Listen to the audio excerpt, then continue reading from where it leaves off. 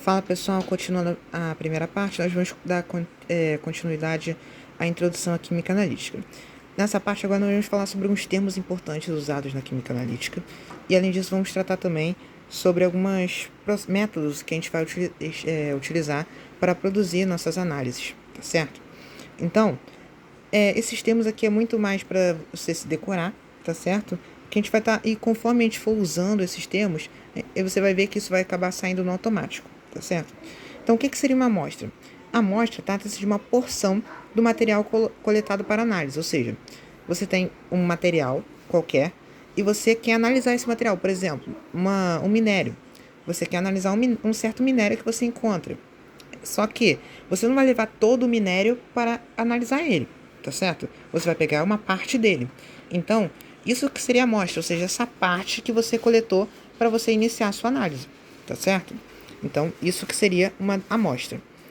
Agora, o que seria o analito? O analito trata-se da substância ou íon de interesse na análise.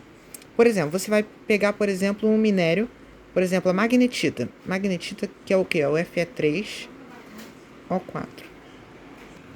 E eu quero analisar essa amostra. Eu tenho que definir qual é o analito de meio de interesse. Eu quero, por exemplo, eu posso tentar determinar a quantidade de ferro presente. Então, eu vou dizer que o meu analito de interesse vai ser justamente o ferro.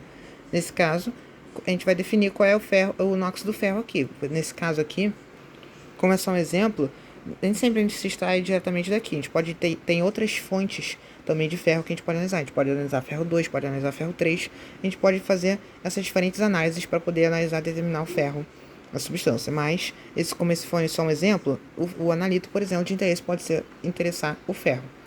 Tá certo? Agora, o que seria a minha matriz? A matriz trata-se do conjunto de substâncias que vai estar presente na minha amostra. Por exemplo, se eu tenho uma solução, que eu até coloquei aqui um exemplo, uma solução aquosa de NaCl. Essa solução aquosa de NaCl é justamente o que? A minha amostra, certo? Essa é a minha amostra. Quem seria o meu analito de interesse? Bom, vamos dizer que o nosso analito de interesse seja, eu quero identificar a quantidade de cloreto na substância. Então, eu quero identificar a presença de cloreto na substância. O que seria a minha matriz? A matriz seria tudo que tem nessa minha solução. O que eu tenho na minha solução? Eu vou ter disperso ali, eu tenho Na+, tá certo? Eu vou ter cloreto e também vou ter o quê? Vou ter o meu solvente. O que é o meu solvente? Água, tá certo? Água, que também que você pode colocar também H+, e OH-, ou H3 ou mais e OH-, mas vou deixar aqui como água mesmo, que é só um exemplo para você conseguir entender melhor o que seria uma matriz de uma amostra, tá certo? Seria todos os componentes presentes ali na minha amostra. Agora, o que seria uma reação analítica? Seria uma transformação química que se processa, ou seja, a reação que eu vou provocar, que eu vou fazer para mim poder identificar uma certa característica ali, um ânion que vai estar presente ali na minha amostra. E como que eu faço uma reação analítica? Por meio de um reagente, que é a substância que vai provocar essa transformação química. Então, por exemplo, se eu quero identificar o cloreto nessa amostra, eu posso usar o que de reagente? Eu posso usar prata. Ou seja, por exemplo, o que pode ser fonte de prata mais? Nitrato de prata, por exemplo. Eu posso usar nitrato de prata para poder identificar o cloreto. Por quê? Qual vai ser a reação analítica que vai se processar? Vai ser o quê? Eu vou ter a prata, mas ela vai reagir, ela vai estar em meio aquoso. Ela vai reagir com o cloreto, também vai estar em meio aquoso. E o que isso vai gerar? Isso aqui está em equilíbrio. Isso vai gerar cloreto de prata, que é um precipitado, tá certo? Ou seja, trata-se de um produto que vai ficar sólido no final, ou seja, a gente representa também com essa setinha assim para baixo. Então, o nitrato de prata vai ser um reagente que vai provocar essa reação analítica. Aqui, vale destacar que na reação analítica, a gente só identifica os íons, tá certo? A gente não identifica os compostos ali presentes. A não ser que isso seja dado na questão. A gente também pode usar, mas geralmente quando a gente vai representar uma reação analítica simplificada, a gente apenas representa os ânions e os cátions, que estão ali se reagindo entre si, e não o sal por completo, ou o ácido que a gente está trabalhando por completo na reação analítica, tá certo? Diante de qualquer dúvida, é só mandar aí nos comentários ou mandar mensagem para tirar sua dúvida. Diante disso, a gente tem mais dois termos que a gente usa para esse processo de análise, que é o que? A gente tem ensaio, análise e determinação, que é justamente tudo relacionado a processos analíticos que a gente vai desenvolver para até chegar a essa reação analítica. E a gente tem o procedimento e o protocolo, que trata-se de grupo de operações utilizadas para análise, ou seja, tudo que eu faço para poder desenvolver a minha análise é chamado de procedimento protocolo, ou seja, os passo a passo que eu vou fazer.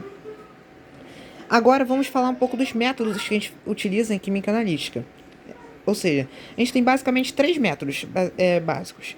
A gente tem método químico, que o que seria o método químico? O íon de interesse que a gente quer trabalhar, ele vai reagir com o reagente. É até meio redundante isso aqui, mas ele vai sofrer uma transformação química por meio de um reagente, produzindo variação no sistema desse analito que a gente está querendo analisar. E isso é observado visualmente, ou seja, justamente aqueles processos que eu já havia citado anteriormente na outra parte. Ou seja, pode ser uma mudança de coloração por meio de oxidação ou redução de um composto, formação do precipitado, liberação do gás ou até mesmo solubilização do precipitado. Tá certo? Então, todos esses tipos são exemplos de métodos químicos que a gente vai utilizar. Ou seja, a gente vai utilizar um reagente que vai provocar uma transformação em uma propriedade, uma característica específica do meu íon de interesse. É o meu ânion, nesse caso, que a gente vai estar trabalhando. O segundo método está-se o método físico, que ele se baseia na relação entre a composição química e as suas propriedades físicas. Como assim? Ou seja, a gente não vai alterar a composição dessa substância. A gente vai manter a mesma composição e a gente vai vai analisar as suas propriedades físicas. Ou seja, quais são as propriedades físicas mais comuns? A gente tem densidade, a gente tem ponto de fusão, ponto de ebulição, a gente tem viscosidade, entre diversos outros propriedades físicas que a gente tem. Tá certo? Solubilidade é outra propriedade também. Então, diversas propriedades a gente pode analisar por meio desse método físico, que a gente pode fazer processos para poder determinar essas propriedades físicas. Agora, o que seria o terceiro método? Seria o método físico-químico, que vai ser justamente a mistura dos dois, ou seja, vai se basear na relação que existe entre a característica química da substância e suas propriedades físicas. Ou seja, a gente vai relacionar, por exemplo, a mudança de cor com o seu ponto de fusão. É como se fosse a mistura entre os dois métodos que a gente vai estar analisando ao mesmo tempo, tá certo? Então, basicamente, são esses os métodos que a gente vai utilizar na química analítica. Na próxima parte, a gente finaliza essa introdução de química analítica para o vídeo não ficar muito grande. Então, qualquer dúvida, só deixar nos comentários. E até lá!